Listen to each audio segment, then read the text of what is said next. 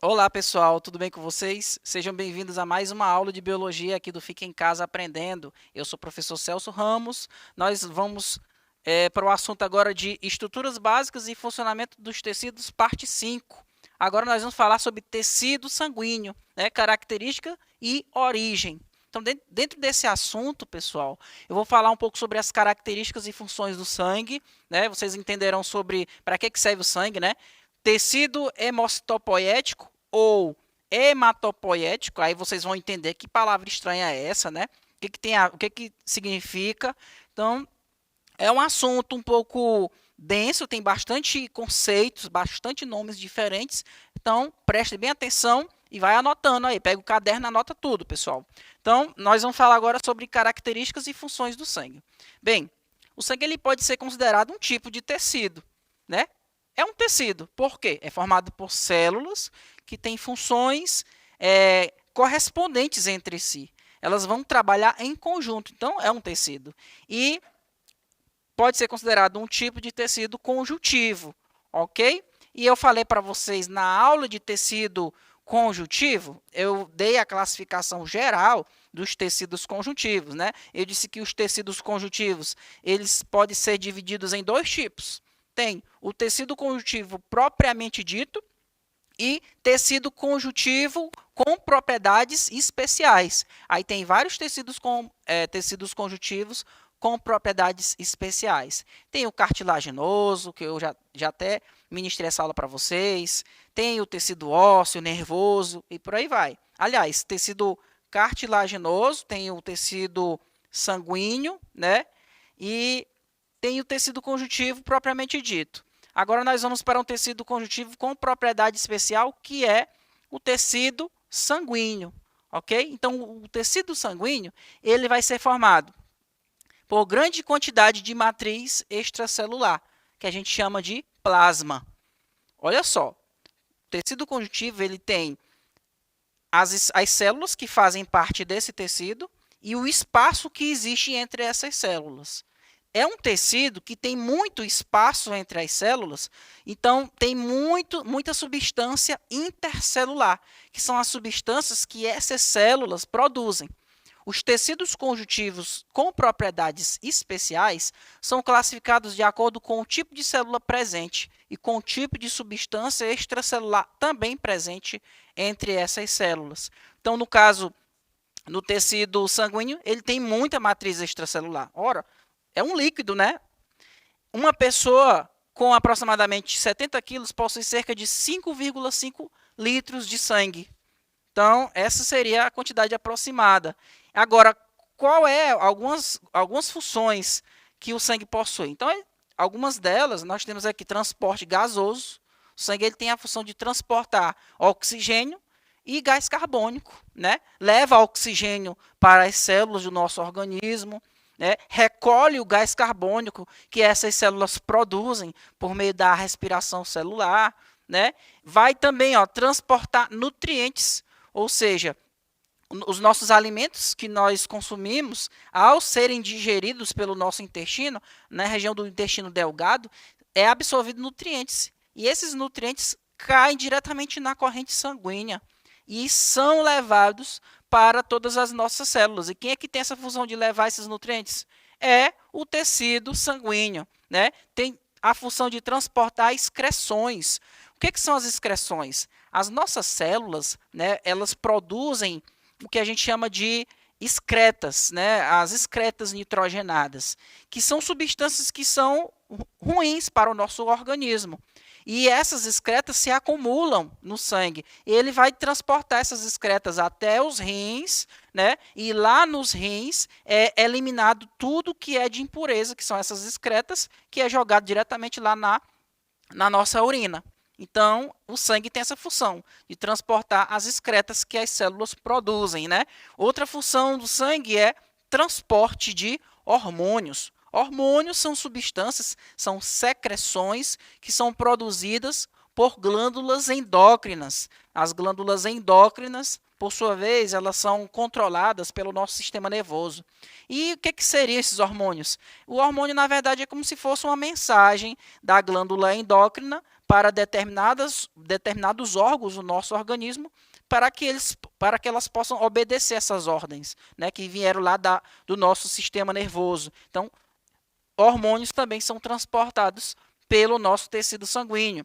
Outra função, o sangue ele protege o corpo contra agentes infecciosos. Por quê? No nosso sangue tem células de defesa. E aí nós temos o nosso sistema imunológico formado pelas nossas células, os glóbulos brancos, né? Então, essa aqui é a composição do sangue. Quando você, por exemplo, tira um pouco do sangue do indivíduo, coloca em um tubo de ensaio, esse tubo de ensaio ele é colocado em uma centrífuga. Né? Uma centrífuga é um aparelho que gira, ele vai pegar esse tubo de ensaio e vai girar em alta velocidade. Né? Ele aumenta um pouco como se fosse ele aumenta a gravidade e faz com que os corpos mais pesados se depositem no fundo. Então, as células que formam o sangue, ao passar pela centrifugação, elas vão ficar aqui depositadas no fundo. E aí a gente vai ter essa composição. Você vai perceber que a parte líquida do sangue fica no sobrenadante, né? Fica na parte de cima. E a parte do sangue que tem as células, que a gente chama de elementos figurados, ficam aqui na parte de baixo. Né? Nessa parte de cima aqui, que é só líquido, a gente chama de plasma. Ok? É o plasma sanguíneo. O que tem no plasma? Nós podemos encontrar água, 90% do plasma é água. Nós encontramos íons e nós encontramos proteínas e substâncias que são transportadas pelo sangue. Ok? E nessa parte aqui dos elementos figurados, nós vamos encontrar células. Quais são essas células? As principais, hemácias. As hemácias são também chamadas de eritrócitos. Ou seja, as hemácias são os glóbulos vermelhos. É o que dá cor ao sangue. Né? São essas células que contêm um pigmento vermelho, né, que a gente chama de hemoglobina. Então, um indivíduo com cerca de 70 quilos, por exemplo, tem cerca de 30 trilhões de hemácias. Né? Nós encontramos também, como elemento figurado, leucócitos. O que são os leucócitos? Os leucócitos também são chamados de glóbulos brancos. Os leucócitos são células de defesa, fazem parte do nosso sistema imunológico, nosso sistema de defesa. Então, nós temos cerca de 45 bilhões de leucócitos. Né? E nós encontramos também, como elemento figurado, as plaquetas. Gente, as plaquetas, elas não são células. As plaquetas, elas são, na verdade, fragmentos de células, né, que são muito importantes para o processo de coagulação sanguínea. Coagulação sanguínea é quando você recebe um corte, né, um ferimento, o sangue ele estanca porque ocorre uma reação de coagulação. E são essas plaquetas que têm essa função, para que você não perca o sangue quando você é ferido. Então, nós temos componentes do plasma, vai ser água, íons. Esses íons podem ser o sódio, potássio, o cálcio.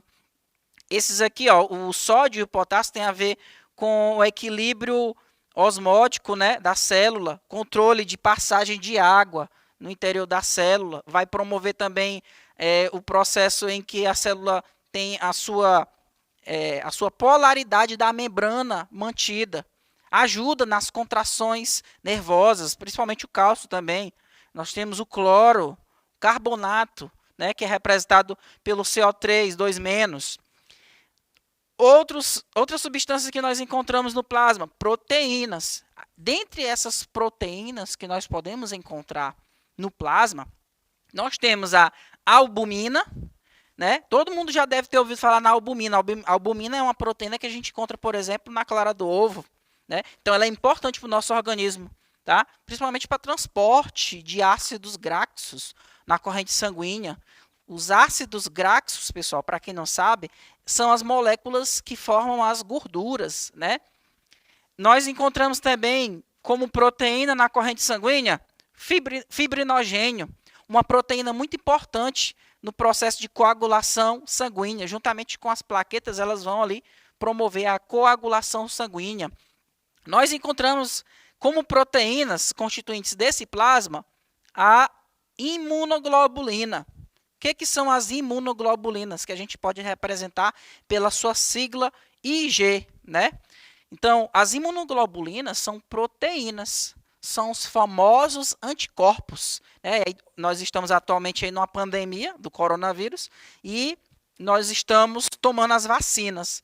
As vacinas não são anticorpos, mas elas vão estimular o nosso organismo a produzir esses anticorpos aqui, né? Que são as imunoglobulinas. Substâncias que são transportadas aqui, nós temos nutrientes, né? Quais são os nutrientes? Nós temos a glicose, que é um carboidrato.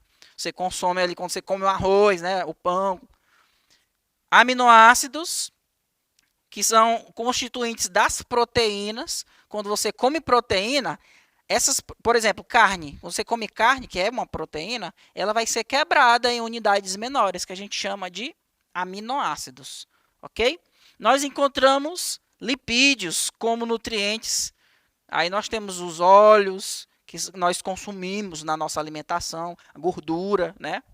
As vitaminas que nós podemos consumir em frutas, em verdura, né? Que são importantes para o nosso metabolismo. Os hormônios, eu já falei, tem vários hormônios, né? Os hormônios que são substâncias produzidas por glândulas endócrinas. Aí tem vários hormônios. Hormônio do crescimento, hormônios que controlam as nossas gônadas, né? Por exemplo, testículo, ovário, que vai comandar a produção de gametas, ou seja, que são células reprodutivas. Tem vários tipos de hormônios.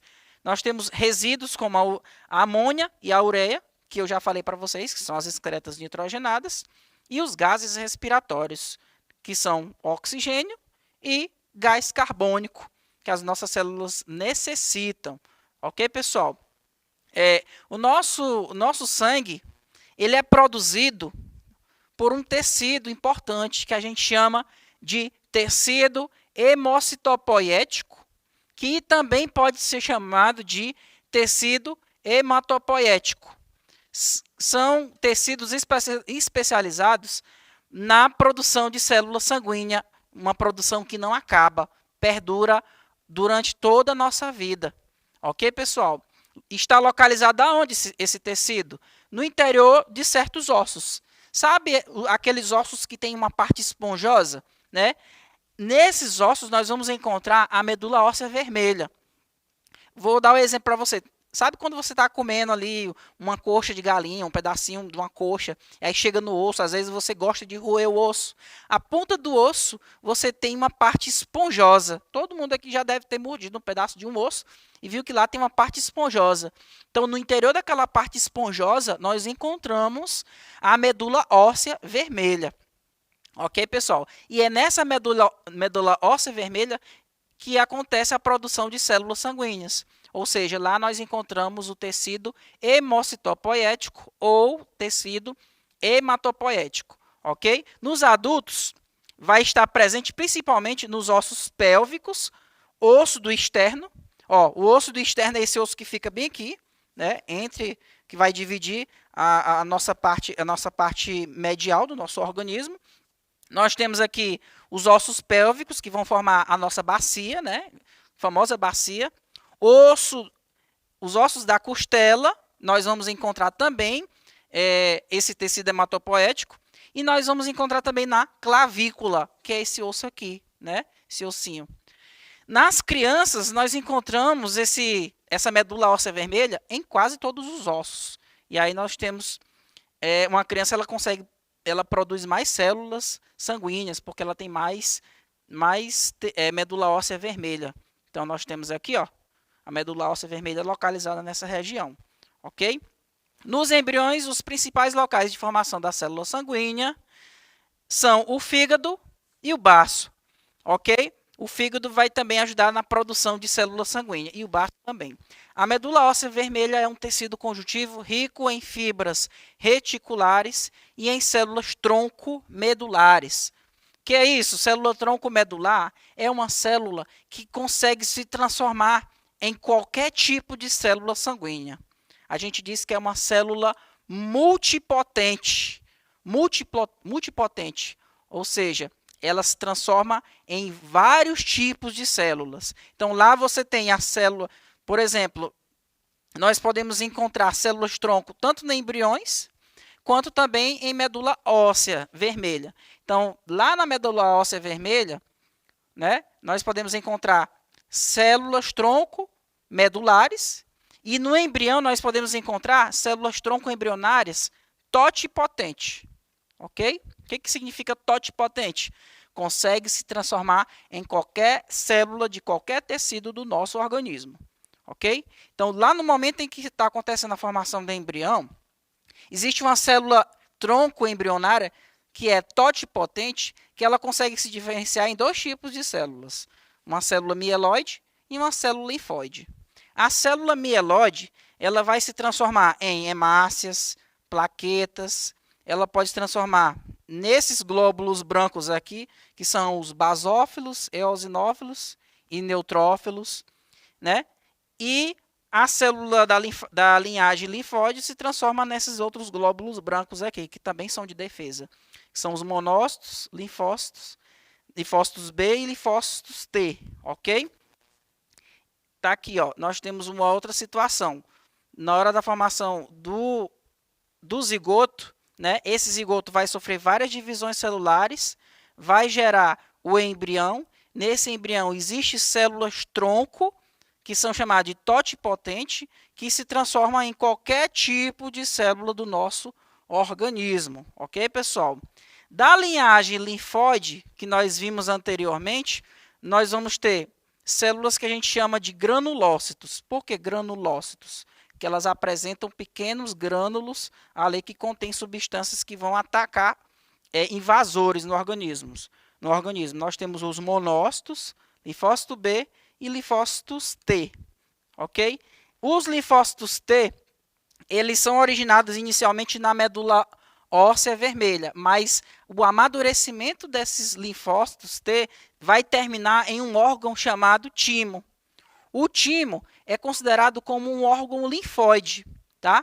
Órgão linfóide contém o tecido linfóide, que são tecidos que servem para promover o amadurecimento de linfócitos, né?